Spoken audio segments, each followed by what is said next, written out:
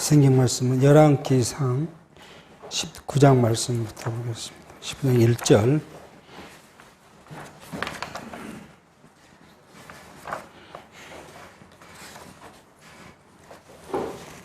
19장 1절 말씀입니다. 아합이 엘리야의 무릇 행한 일과 그가 어떻게 모든 선지자를 칼로 죽인 것을 이세벨에게 고하니 이세벨이 사자를 엘리야에게 보내어 이르되 내가 내일 이맘때에는 정녕 내 생명으로서 저 사람들 중 한 사람의 생명 갖게 하리라.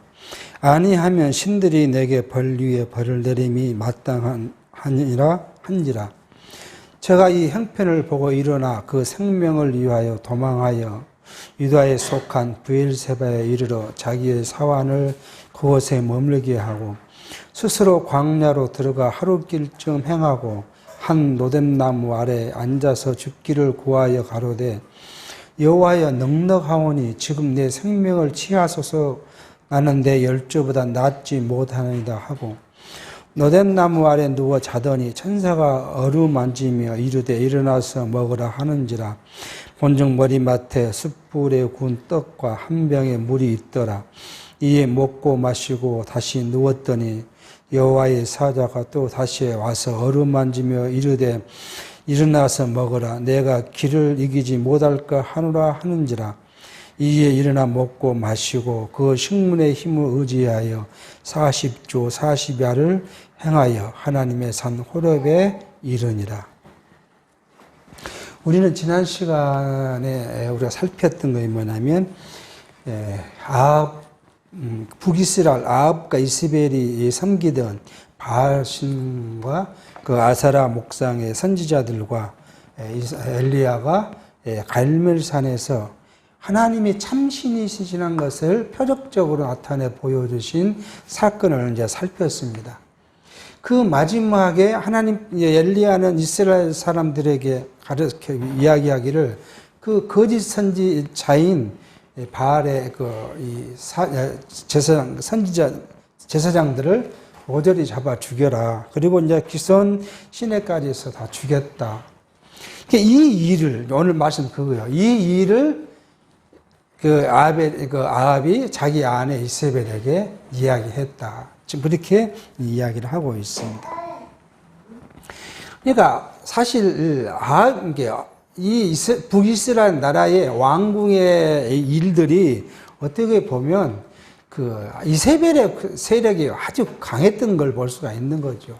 왕이 들어가서 이제 자기 아내인 이세벨에게 이야기했더니 이세벨이 사람을 보내서 엘리야에게 이야기를 합니다. 내일 이맘때 그때 아침 시간인지 저녁 시간인지는 모르겠지만 내일 너를 죽이겠다. 저 사람이라는 것은 이제 죽은 450명처럼 죽이겠다. 근데 내가 만약 너를 죽이지 않으면 자기가 믿는 신이 자기를 벌할 것을 이야기를 합니다. 자, 이렇게 보니까 이 엘리야가 이제 덜컹 겁이 나죠. 이 형편을 보고 일어났다는 이야기는 누구예요? 이세벨이 자기를 찾아 죽이겠다는 그 말을 듣고는 겁이 난 거예요. 자기 생명의 위협을 느끼니까. 그래서 도망갔다고 지금 이야기를 합니다. 어디서요? 지금 이 사마리아 근처, 갈멜산에서 사마리아로 옮겨왔잖아요. 근데 사마리아 근처에서부터 시작해서 브에셀바까지 도망을 간 겁니다. 긴 곳을 도망을 한 거예요. 이게 이제 사마리아가 지금 있으면 브엘세바는 지금 남쪽 여기 있잖아요. 여기까지 지금 이렇게 남과 북이 나눠져 있으니까 북쪽 이스라엘에서 남유다의 아주 아래에 마지막 끝에 있는 성 브엘세바까지 도망을 갔다. 그리고는 거기에 누구를요? 자기 사환을 하나 두고는 자기는 이게 이제 광야잖아요. 사막지대 광야에 하룻길을 가서 쓰러졌겠지요, 이제 뭐. 쓰러져 누워 있는데 하나님의 사자가 와서 어루만지면서 뭘 이제 먹어라. 이렇게 해서 먹었고, 또 먹고 나서 또 잠이 들었는데 쓰러졌는데 또 와서 하나님의 사자가 어루만지면서 먹으라고 이야기를 해서 이제 먹었다. 근데 하나님의 사자가 이야기하기는 내 길을 이기지 못할까 했다. 이게 원문으로 이야기하면 뭐냐 그러면 내가 가야 할 길이 길다. 그 이야기예요. 그렇게 해서 이 엘리야가 그것을 먹고 그 식물의 힘을 얻어서 40주 40야를 갔는데 어디까지요? 하나님의 산 호렙이잖아요. 저 밑에 있는 하나님의 산 호렙산까지 갔다. 그것이 지금 엘리야의 도망 과정을 지금 설명을 합니다. 우리는 여기에 우리 강론집이나 그런 데에서는 이 말씀을 깊이 있게 다루지는 않았더라고요. 그리고 이 성경학자들의 해석을 봐도 별 이야기를 하지 않았어요. 근데 우리가 주목해야 할 것은 뭐냐 그러면 왜 이세벨이 엘리야에게 사람을 보내서 굳이 너를 죽이겠다고 연락을 했을까 하는 거예요. 우리가 그 사람을 보복을 하려면 부시중에 가서 잡아 죽여야 되잖아요, 그게. 근데 미리 예고하면 어때요? 도망가 버리죠, 그게 있겠습니까? 근데 이세벨은 지금 가만히 있어도 이따가 잡아서 엘리야를 죽였으면 좋을 것인데 하루 전날 미리 이야기하니까 엘리야는요 도망을 가게 이제 된 것이죠. 여기에 대해서 별 해석을 하지 않고 있는 걸 볼 수 있어요. 근데 저는 그것이 궁금해요. 이게 하나님의 역사 사역이 이걸 하나님의 사역이라고 우리가 인정하면 왜 이 이세벨이 하루 전에 이야기했을까 하는 걸 생각을 해 봅니다. 결국 고민을 하다가 내린 결론은 뭐냐면 하나님께서는 누구래요? 이 엘리야를 보호해야 돼요. 이게 가만 놔두고 그냥 이세벨이 문 앞에 들이닥쳐갖고 어떻게 도망가는 그런 험상궂는 일을 만든 것이 아니라 미리 이세벨로 통해서 이야기하게 하고 시간을 가지고 엘리야는 자기 몸을 위험으로부터 피하도록 섭리해 가시는 하나님을 볼 수가 있지 않을까 하는 생각을 해 봅니다. 하나님은 우리에게 어떠한 일을 만드시기도 하지만 뭐예요? 그 길을 피하는 길도 하나님은 만드시는 거예요. 그러니까 자기 백성을 그냥 어디에 버려두시고 나몰라 하시는 분이 아니라 하나님은 항상 자기 사랑하는 자기 백성들을 어느 훈련하기 위해서 어디 곳에 두시면 그것으로부터 또 뭐예요? 피하는 길도 열어주시는 하나님인 걸 볼 수가 있어요. 그러니까 우리가 이걸 믿어지면, 우리가 삶 속에서 어떠한 공경에 빠지고 험난한 일이 우리가 미쳤다. 그것으로 우리는 끝난 것이 아니라 또 하나님은 뭐요? 거기에 자기가 의도하신 교육의 훈련의 일들이 완결되면 또한 그 길로부터 피하는 다른 길을 또 우리에게 주신다는 것을 우리가 확신해 볼 수 있는 것이죠. 그러면 뭐요? 그 상황을 누구로에게? 하나님께 맡기고 그 상황을 헤쳐나갈 수 있는 신앙이 우리에게 싹 트여 줄 수 있는 거예요. 그런 하나님을 알지 못하면, 그래 뭐 해야 돼요? 뒤에 나옵니다. 엘리야가 뭘 해요? 자기 힘으로 뭘 한 것처럼 하게 돼 있어요.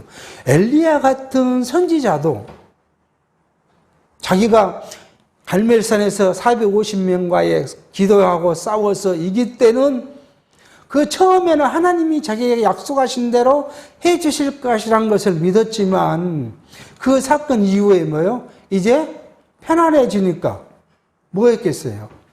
자기를 돌아보고 자기의 능력을 생각하고 자기가 했던 일들을 생각했을 거 아니에요. 그러고 나니까 뭐예요? 바로 이세벨의 그 위협이 닥치니까 자기의 그것들이 누구로부터요? 하나님으로부터 있었던 것을 기억하지 못하니까 어떻게 해야 돼요? 자기 스스로 자기 생명을 구해야겠다고 생각해서 도망가기 시작한 것이죠. 이게 지금 엘리야의 이 사건이에요. 그러니까 엘리야뿐만 아니라 우리는 또 다른 측면 또 올라가 보면 누구예요? 모세를 생각할 수 있어요. 모세가 하나님의 부르심을 받고 역사하려면 인간의 생각 같으면 모세가 왕자로 있었을 때에 또 왕이 될 거 아니에요. 그렇게 왕이 오른 다음에 자기의 민족을 생각하게 하고 그리고 자기가 공포해서 뭐예요? 모든 유다 사람들은 다 어디로 자기 고향 가나안 땅으로 가라. 그리고 뭐 해요? 자기 군대가 좌우로 다 지켜주고. 그래서 가나안 가면 가나안 족속들이 있을 거니까요. 가서 다 안착하도록 그렇게 역사하시면 얼마나 좋았겠습니까? 이스라엘 역사가 멋지게 시작하겠죠. 그렇게 되면. 그런데 하나님은 모세를 그렇게 두지 않고 뭐예요? 도망가게 만든 거죠. 뭐 쫓겨난 것이 아니라 도망가게 만들어 놓고는 철저하게 모세 자신이 뭐예요? 무능하다는 것을 알게 합니다. 무능함을 안 이후에 뭘 바라보게 돼요? 모세 일생을 보면 그때 셈이라는 음성으로 나타나신 하나님을 발견하게 되고 하나님을 의지하도록, 그리고 무능했던 모세가 가서 이 애굽의 바로에게 대적했을 때 자기 힘으로 한 것이 아니라 뭐예요? 하나님의 능력으로 대적하도록 합니다. 바울은 이런 말을 해요. 내가 연약할 때 누가요? 하나님이 강하다는. 내가 스스로 내 능력이 강하다고 할 때는 누가요? 하나님은 그래 너 능력이 있으니까 너 한번 해봐라 라고 내버려 둘 수 있어요. 아니 여러 가지 어려움을 만들어 놓을 수도 있어요. 근데 내가 하나님 앞에 연약하고 나약하고 힘없고 무능한 자인 것을 고백할 때 하나님은 나를 강하게 해 주십니다. 그게 믿음의 원리인 것 같아요. 신앙의 원리예요. 내가 뭔가를 만들려고 하고 내가 무엇인가 이루어 보자고, 아니 육체의 것뿐만 아니라 신앙적인 것마저도 그렇게 하려고 막 애를 쓰고 주장하고 그렇게 해보면 결국은 뭐예요? 실패로 끝날 수밖에 없는 상황을 우리가 경험하고 우리 주변에서 볼 수 있는 일들이 그거에 있어요. 그 사람이 그렇게 할 때 보면 모든 것이 될 것 같는데 그의 결말은 뭐예요? 다 실패더라. 그리고 그 일은 누구에게요? 힘없는 이 사람에게 일을 시켜요. 그러니까 교회가 뭘 하는데 개인의 능력으로 그 교회 일을 하려고 할 때는 실패해요. 근데 정말 무능한, 우리가 속된 이야기로 버러지 같은 약한 우리들이 모여서 정말 우리가로서는 그것을 해놓을 수 없는 그런 능력이 없는데도 불구하고 그런 자들이 모여서 기도하고 그 일을 시작하면 몇백 큰 힘을 가지고 그 일을 하고 해내는 것을 볼 수. 이게 하나님의 일은 사람의 능력이나 힘이나 그에 있지 않고 누구예요? 하나님의 능력에 있다는 것을 우리에게 그런 일로 통해서도 교육하고 있는 것들을 볼 수가 있습니다. 이 엘리야는 이세벨이 자기를 죽이려 했을 때 그렇게 이제 된 거죠. 또 지난 시간에도 말씀드렸지만 아합은 그렇게 엘리야의 능력이 있는 사건을 봤을 때 마음을 돌이켜야 되잖아요. 우리 같은 마음을 돌이킬 것 같지 않습니까? 우리가. 그런데 그렇지 않고 더 강팍해지는 걸 보면 모세 시대에 바로의 마음을 강팍해 했던 것처럼 아합의 마음을 강팍해 해요. 이건 역사에서 그들만이 하는 것이 아니라 여러분과 저 생활 속에서도 그래요. 우리를 훈련시키기 위해서는요. 누구를요? 나봐? 가까이 있는 사람의 마음을 강팍해 하면 그게 내게는 뭐예요? 아픔으로 오기 시작해요. 직장에서도 있을 수도 있고요. 친구 관계에서도 있을 수도 있고요. 가족 관계에서도 있을 수 있고요. 그러니까 우리는 내가 그러한 형통치 못하다고 생각하는 일들이 내게 있었을 때 우리 어떻게 해석해야 하냐면 성경은 누구예요? 내가 뭘 한 것이 아니라 하나님이 나로 지금 이것을 어떤 훈련을 하고 계신가를 생각하도록 한다는 것을 생각해 봐야 돼요. 그냥 화가 나서 내가 분을 가지고 상대를 내가 제압하고 이기겠다는 것이 아니라 저 사람을 통해서 하나님 나를 뭘 교육하고 있을까 하는 생각을 해볼 필요가 있어요. 신앙적으로 우리가 그것을 해석할 필요가 있어요. 그 해석이 잘 되면 우리는 뭐예요? 어떠한 상황이 앞에 오더라도 평강할 수가 있어요. 편안할 수가 있어요. 그것이 안 되고 저게 왜 나를 저러지? 내가 저를 이겨야겠다고 그런 마음이 막 힘이 솟아나면 육체적으로 싸워야죠, 그걸. 근데 우리에게는 하나님이 원하신 것이 육체적으로 그걸 싸우라는 것이 아니라 싸움 무엇에게만요? 진리의 싸움에 대해서는 우리가 치열한 싸움을 해야 되지만 육체에 대해서는 뭐예요? 그가 나를 교육하는 훈련자예요, 훈련자. 가끔 저도 이제 그런 생각을 해봅니다. 제가 직장 생활할 때 한 10년 가까이 저를 괴롭히는 우리 부사장님이 있었어요. 정말 나를 괴롭혔어요. 직접적으로 괴롭힌 것도 뭐 있었지만 저 윗사람을 통해서 괴롭히기를 시작합니다. 뭐 제가 정말 민망한 걸 뭐냐 하면 저 윗사람보다 저 사표를 받아오라고 오면 저 윗사람이 저한테 어떻게 대해야 하겠습니까? 참 직접으로 뭐 내가 뭐 치고받고 싸움 얘를 그렇게 하겠는데 그렇게 간접적으로 괴롭히니까 이거 어떻게 할 수가 없더라고요. 한동안 고민하면서 생각했던 게 뭐냐 하면 아 그래 처음에는 이런 생각을 했어요. 너가 나보다 이 회사에 오래 근무한가 내가 오래 근무한가 보자 그런 억한 감정이 있다가 점점 시간이 지나면서 제가 느낀 게 뭐냐 그러면 저희 집에서 항상 그런 빈장을 받지만 저도 되게 성격이 급하고 그래서 이게 잘 참지를 못하거든요. 근데 그런 세월이 지나면서 사람이 조금씩 참는 훈련이 되더라고. 막 직설적으로 뭘 못하고 그냥 생각해보고. 그 세월이 저는 뭐냐 하면 나를 참는 훈련을 하는 기간이라고 생각을 해요. 교회에서도 마찬가지예요. 제 목에 이제 근처에 있지만 우리 같은 동갑내기, 이 청년, 어려서 주작교부터 같은 청년들이 한 7명이 있는데 7명들을 이제 교회가 집사를 세워놓고 보니까 교회 뭐 하는 일 7명만 마음 합치면 못할 일이 없을 정도였어요. 애들에서 사택을 짓자. 7명이 딱 의기타 보니까 그 다음 저지게 때, 사택지 짓자고 하고 사택을 어떻게 지을 거냐. 은행에 있는 친구도 있었고, 시청에 주택가에 있는 친구도 있었고, 건축하는 친구도 있었고, 그러니까 다들 자기 이 주택기 발휘해가지고 어떻게 하면 카트를 질 수 있다. 돈은 어떻게, 은행에서 어떻게 융자를 받고, 뭘 어떻게, 이런 계획을 세워서 재직에 내놓고, 그런데 누가 못하겠다는 나이 먹은 사람들이 어디 있겠습니까? 그렇게 성질 급하게 했었는데, 그게 결국 교회에 유익을 세운 것이 아니었다는 걸 지나면서 생각해 보면 이제 느껴지게 돼요. 그러니까 이런 결론이 뭐냐면, 나를 훈련했다. 지금 오늘 엘리야도 마찬가지예요. 처음엔 자기 능력이라고 생각했는데 엘리야의 뒤에 죽음을 보지 않고 승천한 사람이 그런 선지자잖아요. 이런 선지자를 하나님은 또 뭐예요? 가장 아래까지 지금 몰아넣고 있는 하나님의 훈련 방법을 지금 우리가 보게 합니다. 그래서 브엘사를 통해서 이 사막으로 얻은 노든나무 아래서 그렇게 했다. 자기는 뭐요? 나는 지금 하나님 일을 내가 한 것이 참 넉넉합니다. 내가 할 만큼 했습니다. 왜요? 비가 내리지 않겠다고 선언을 했고, 그 다음에 이 우상 선지자들과 싸워서 이겼고, 비가 내리고, 이런 일을 한 것이 나는 이제 내 할 일만 했습니다. 그러니까 하나님 이제 이 이세벨의 손에 죽는 것보다도 하나님이 나를 이제 죽게 하는 것이 나는 더 좋습니다.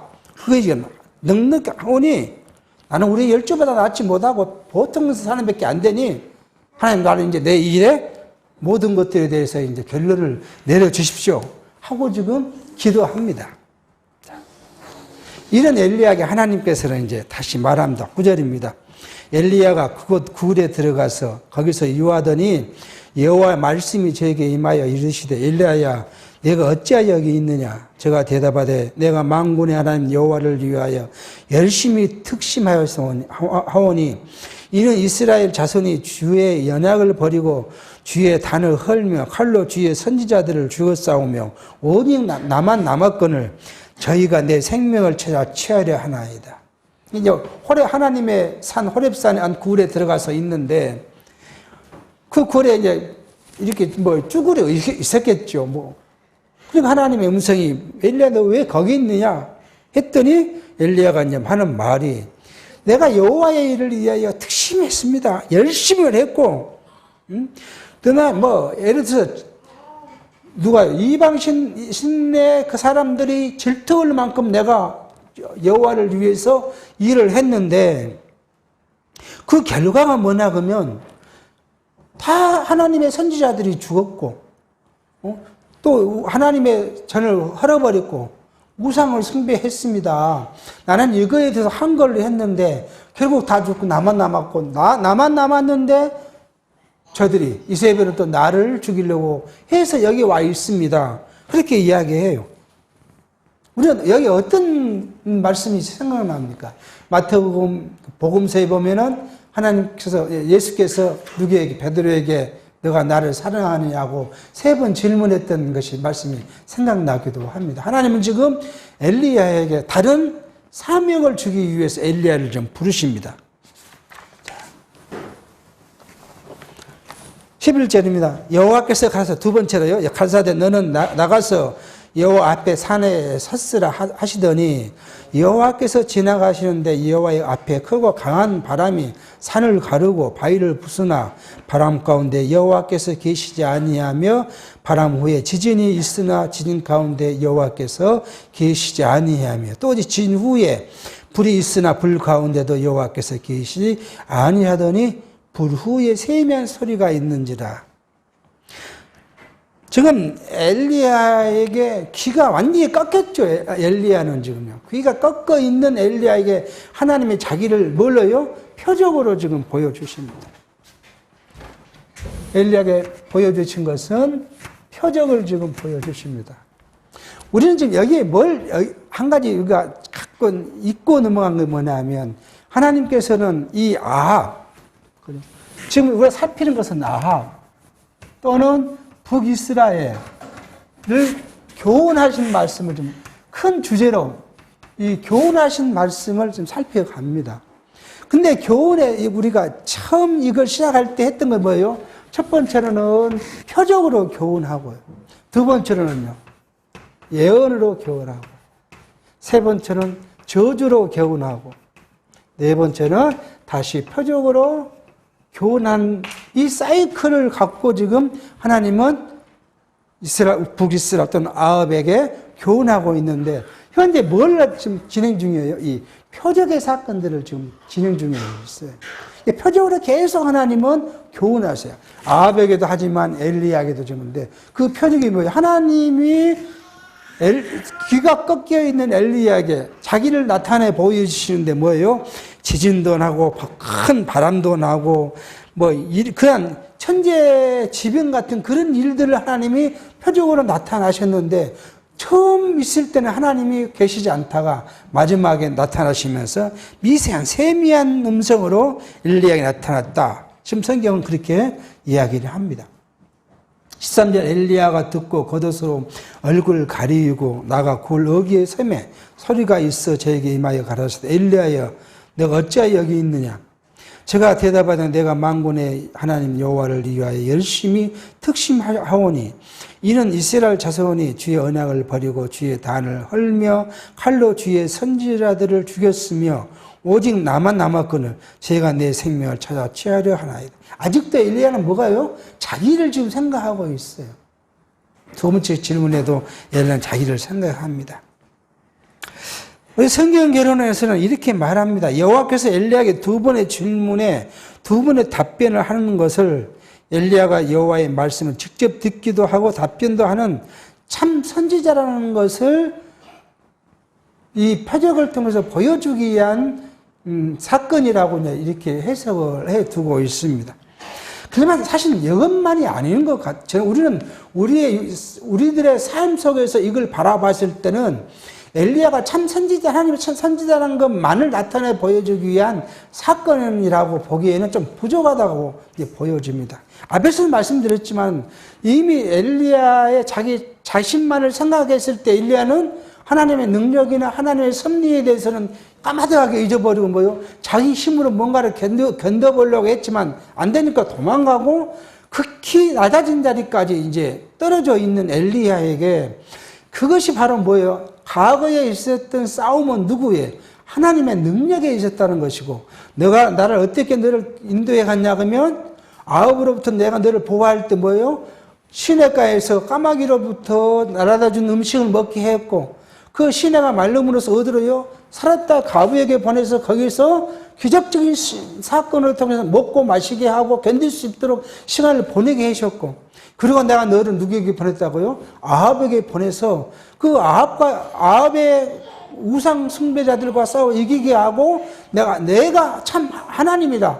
그때 엘리야가 했던 거예요. 너희들은 왜 두 군데 서서 이기도 아니고 저기도 아닌 곳에 있느냐? 만약에 하나님 불이 내는 곳이 참 신이라면 내가 구하는 하나님에게서 불이 내리면 굴로 가고, 만약에 바알을 섬기는 자들이 그러면 굴로 가라 했던 엘리야의 그 믿음, 그 강함, 그것이 누구로부터요? 나로부터 나온 것이지 너의 육체적인 것이나 너의 힘에 의한 것이 아니라는 것을 지금 하나님은 엘리야에게 이런 음성을 통해서 훈련시키고 있지 않는가 하는 생각을 하게 합니다. 결국 하나님은요, 강한 자를 들어서가 아니라 성경은 그렇게 약한 자를 들어서 강한 자를 부끄럽게 한 것이지, 내가 강했다고 하나님 앞에 어떤 일을 했다고 해서 내 자랑이 결국 무의미하다는 것을 우리에게 보여주게 합니다. 지난 시간에도 말씀드렸지만 많은 요즘의 교회들이 그런 오류를 범해요. 자기 교회 수가 많아지면 뭐예요? 자기의 능력이, 자기 교역 능력이 탁월했다, 자기 자랑을 하죠. 또 교회를 크게 세웠다면 자기의 영광을 자기에게 돌려요. 말은 하나님께 돌린다고 이야기해요. 하나님의 영광을 위해서 교회를 세웁시다 해서 크게 건축해 놓으면 그 다음 누구예요? 자기가 이제 거기 올라앉죠. 하나님 자리에 자기가 올라앉습니다. 명분은 하나님이지만 결국 끝은 자기가 그 위에 앉아있는 것들을 볼 수 있어요. 그래서 결국 뭐예요? 우리가 대표적인 교회들이 있잖아요. 서울의 가장 큰 교회들이 그렇게 교회를 만든 이유가 누구예요? 자기가 했다고 생각하니까 뭐예요? 그걸 남에게 주기는 아까워요, 그 교회를. 인간적으로는 이해할 수 있긴 있죠. 인간적으로 그렇게 했다 그러면 그 사람의 능력이 탁월했고 그렇게 수고해서 키웠으니까 교회를. 근데요, 이게 누구로부터요? 하나님으로부터 했다는 것을 잊어버리고 내가 했다고 생각되니까 남주기 아까워서 자기 자녀에게 줘야 되니까 불법을 행하더라도 어떻게 해서든 자기 자녀에게 그 교회를 물려주는 그런 사건들이 이제, 그래서 그 사건을 보고 믿지 않는 사람은 얼마나 비난을 많이 합니까? 신천지 이만희를 비난할 때, 지난 시간에 그 이야기를 하다가 깜빡했는데, 우리 강남노예 옛날에 성경신앙연구소도 마찬가지지만, 우리 총회가 왜 신천지 이만희가 뭐예요? 이단이야. 그걸 연구해서 성경과 이만희의 주장과 성경과 대비해서 이랬기 때문에 여기는 뭐예요? 이단이다. 그렇게 주장을 해야 하는데 그건 쏙 들어가 버리고 뭐예요? 헌금을 탈세를 했니, 뭘 했니, 그렇게 주장하니까 이만희는 뭐예요? 기존교회 너네들도 탈세하고 그렇지 않느냐? 뭐가 너네가 우리한테 이단이라고 할 만한 자격이 있느냐? 라는 비판을 받게 돼요. 사실 우리 강남도에도 마찬가지고 우리 성경신앙 연구소 해야 할 일이 뭐냐 그러면 적그리스도와의 싸움에서는 파생되어져 나타나는 적그리스도 이란이 성경 무엇과 대비해서 이들이 불법을 저지르고 있냐, 불법한 장가를 명확하게 내놓고 주장을 해야 다른 사람도 이해를 할 거 아니에요. 성경은 이렇게 기록됐는데 저 사람은 이렇게 주장한 것은 뭐예요? 이건 불법이다, 이단이다. 그래서 이러한 연구, 그 다음 이것을 공개적으로 내놓은 일들이 사실은 굉장히 필요한 때가 아닌가 생각을 하기도 합니다. 이렇게 지금 하나님은 그러한 연약한 것들을 통해서 하나님의 일을 지금 해 나가게 하시는데, 자, 이제 하나님께서는 15절부터 다른 이제 사명을 주십니다. 한번 보겠습니다. 여호와께서 저에게 이르시되 너는 내 길을 돌이켜 광야로 말미암아 다마섹에 가서 이르거든 하사엘에게 기름을 부어 아랍 왕이 되게 하고 너는 또 님시의 아들 예후에게 기름을 부어 이스라엘 왕이 되게 하고 또 아베물라와 사밧의 아들 엘리사에게 기름을 부어 너를 대신하여 선지자가 되게 하라.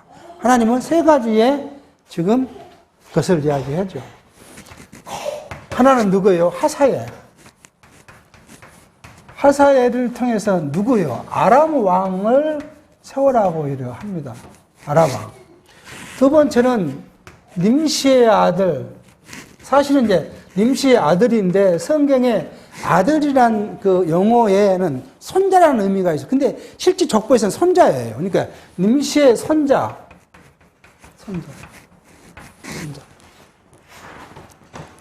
예후. 이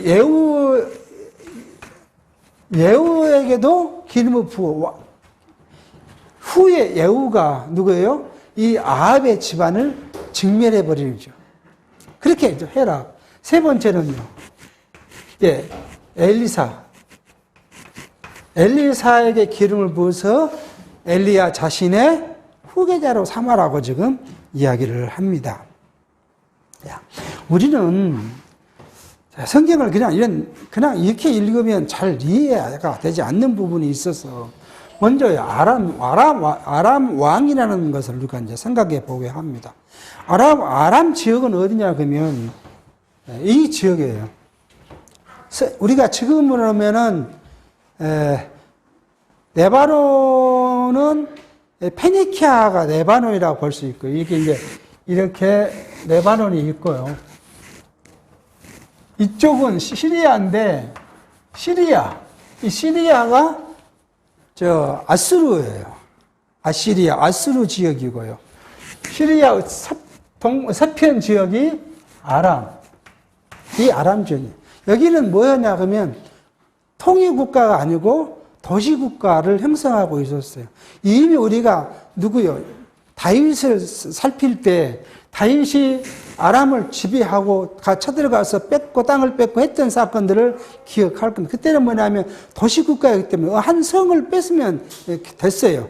여기에 아람 지역의 왕, 그것이 이제 하사엘, 그 하사엘로 왕을 세워서 기름을 부어서 후에 지금 현재는 누가 되냐면 베나닷이란 왕 1세, 2세가 있는 이 베나닷이 왕가인데 이걸 죽이고 없애고 하사엘이 왕이 되죠. 그리고 이 아람이 누구를요? 이 북이스라엘을 이제 침공하게 됩니다. 1차, 2차, 3차, 4차를 침공해서 이 북이스라엘을 싸우니까 북이스라엘이 싸우고 있어서 이 아람이 나중에는 이 유다를 이제 협박을 해요. 북이스라엘을 빼앗은 후에 협박을 합니다. 왜요? 이때 아시리아가 아람을 지배하려고 오니까 이 한쪽으로는 자기들이 싸우고 한쪽에서는 남쪽 유다로부터 싸움을 시키기 위해서 그래서 협동하기 위해서 위협했던 일들이 있는데 그게 지금 뭐냐면 이 아람 지역의 사건들을 볼 수가 있어요. 지금 아람은 BC 11세기에서 8세기경에 지금 말한 대로 시리아의 서편 지역에 있던 도시국가였던 것을 이제 알 수 있고요. 이 베나닷은 베나닷 1세, 2세, 3세로 하는데 우리가 열왕기 15장에서 느손의 아들 그렇게 이제 그래서 느손이 누구냐면 베나닷 1세이고 그의 아들이 2세고 이 베나닷 2세의 아들이 3세인 거죠. 그래서 BC 900년에서 BC 841년에 걸쳐서 이 지역을 지배했던 그 베나닷을 하사엘이 이제 2세죠. 하사엘이 이를 징별해 버릴 겁니다. 우리는 여기에서도 생각해 볼 건 뭐냐 그러면 이 하나님의 이 약속한 이 언약의 자손들을 누가요? 이런 사람들이 괴롭혀요. 근데 이 괴롭힘은 우리 이미 하나님께서 나단을 통해서 했던 걸 뭐예요? 사람의 막대기로 그들을 징계할 것이다. 사울에서 왕권을 완전히 뺏어봐서 뺏는 것처럼 그렇게 하지 않고 사람의 막대기로 그들을 징치할 것이다. 그러고 나서 보면 뭐예요? 꼭 하나님은 그렇게 징계한 후에 그 막대기를 꺾어버리시는 걸 볼 수 있어요.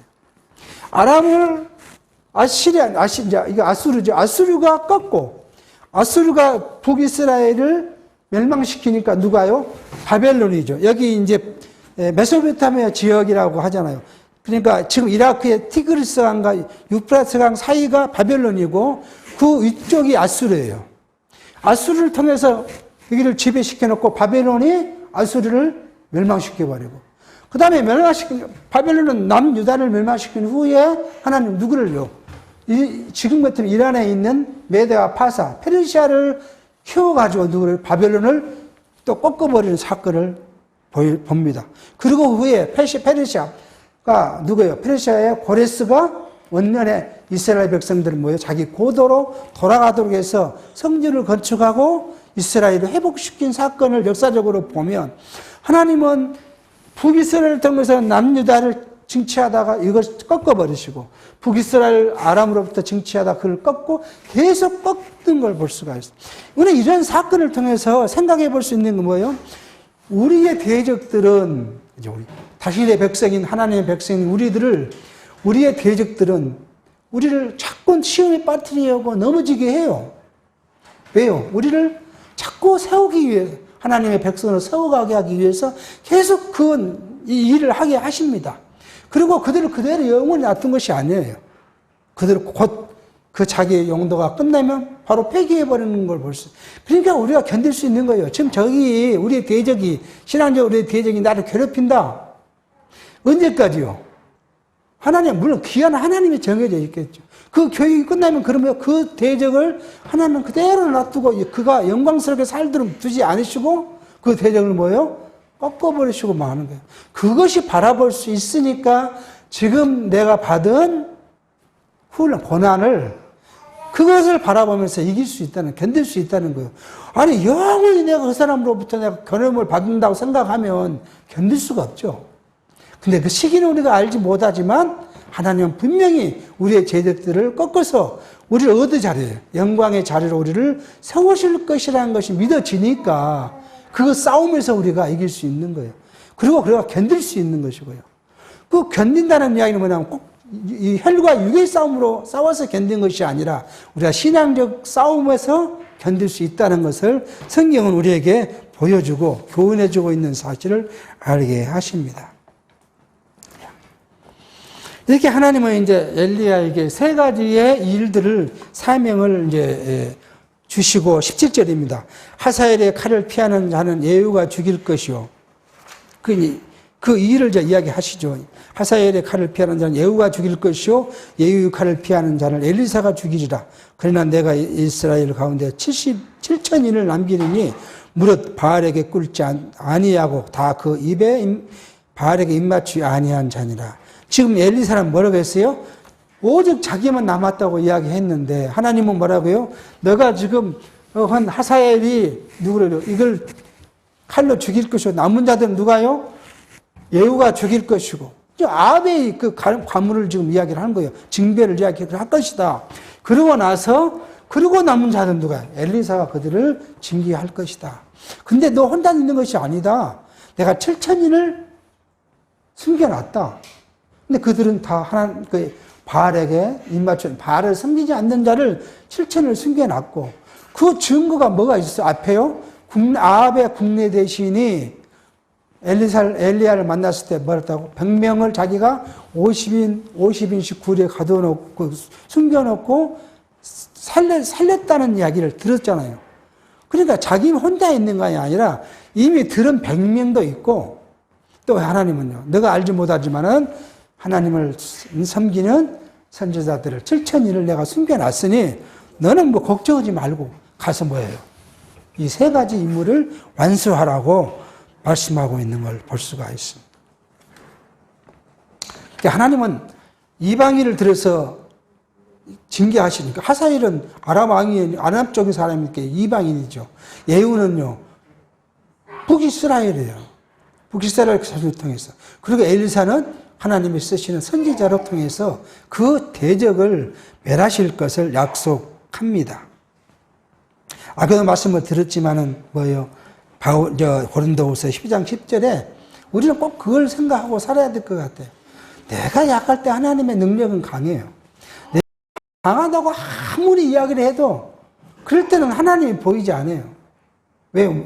하나님이 안 계셔서 안 보인 것이 아니라 내가 능력이 있는데 내가 뭐든지 할 수 있다고 생각되는데 하나님이 왜 내 앞에 보여주시겠어요? 그러니까 내가 강하다고 할수록 내게는 하나님이 내가 강한 자가 아니라는 것을 내가 꼭 보여주실 거예요. 뭘로 보여주시든 간에 보여주실 거예요. 그럴 때 우리는 뭐예요? 빨리 돌이켜서 내가 하나님 앞에 좀 이제 우리 말로 하면 방제했구나. 내가 하나님 앞에 너무 교만했구나.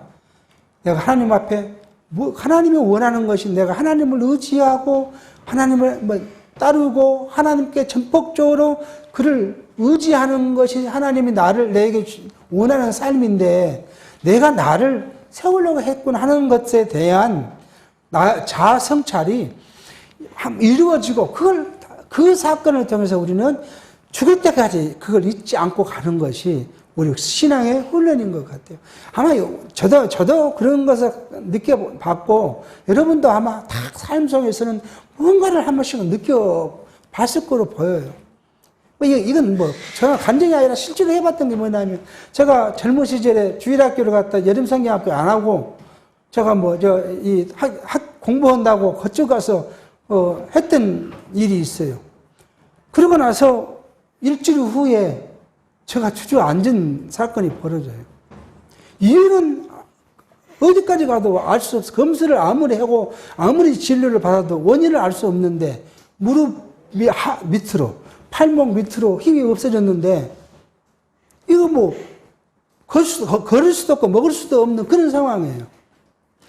그때 제가 다짐한 건 뭐냐면 내게 뭔가를 맡기면 내가 모든 것보다 먼저 그것을 해야겠다. 내가 나서서 해야겠다고 내가 능력이 있다고 하지는 않지만 어쨌든 내게 맡겨주면 그 맡겨준 거에 대해서는 내가 충성을 해야겠다. 그런 다짐을 한 것이 그걸 잊어먹으려고 그러면 이게 여름이에요. 여름철이었기 때문에 여름철만 되면 그 생각이 나요. 이게 딱 그 생각이 나면 내가 어떻게 내가 살고 있는가 하는 걸 또 생각하게 하고 또 생각되게 하고 그것이 벌써 한 30년 가까이 그렇게 생각을 하게 합니다. 그러니까 우리에게 하나님이 원하는 삶, 그 삶을 하나님은 인식하도록 하기 위해서 뭔가 하셔요. 그것을 우리가 깨닫고 내 마음에 간직했을 때 우리는 하나님 앞에 우리가 할 수 있는 충성을 다할 수 있지 않은가 하는 생각을 갖게 합니다. 오늘 엘리야에게는 이러한 사건을 통해서 자기의 임무, 하나님께서 주신 임무를 성실하게 수행하도록 했다. 내가 하는 것이 아니라 우리 하나님이 하셨다. 우리는 거꾸로 성경 전체가 뭐예요? 하나님이 하셨다는 거예요. 구약의 전체가 뭐예요? 하나님이 하셨다는 거예요. 오늘 우리의 삶도 하나님께서 주관하시고 하실 것이고요.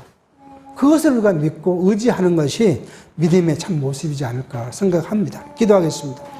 하나님 아버지, 하나님께서는 엘리야에게 새로운 사명을 부여하기 위하여 엘리야를 낮은 위치까지 보내셨다가 하나님을 다시 만나게 해서 세 가지의 일들을 시행할 것을 명령하시고 엘리야가 그것을 마지막 남은 완수하면서 죽음을 보지 않고 하나님께 부름을 받고 가는 그러한 선지자로 세워져 갔다는 사실을 기억하고 우리의 삶이 하나님의 의로부터 살아간다는 것 또한 우리가 기억하면서 늘 여호와 하나님만을 의지하며 여호와만을 경외하며 여호와만을 섬기는 우리의 신앙의 참된 모습이 우리에게 나타내어지도록 성령이 인도해 주시옵기를 바라오며 예수의 이름으로 기도하옵나이다. 아멘.